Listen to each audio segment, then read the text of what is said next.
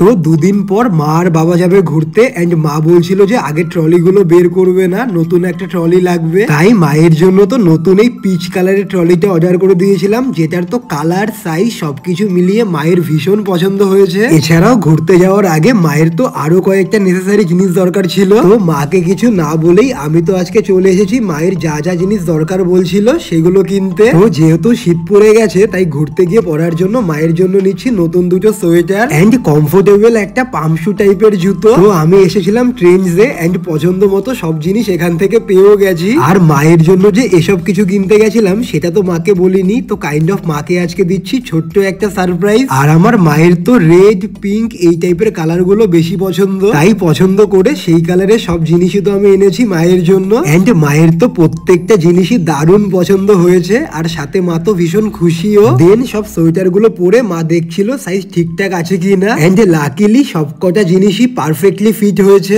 আর মায়ের যেহেতু mutton biryani favourite, তাই আসার সময় তো মা আর আমার জন্য মাটন বিরিয়ানিও নিয়ে এসেছিলাম। তো দুজনে মিলে গল্প করতে করতে দেন বিরিয়ানিতে এনজয় করছিলাম। তো চলো বাই।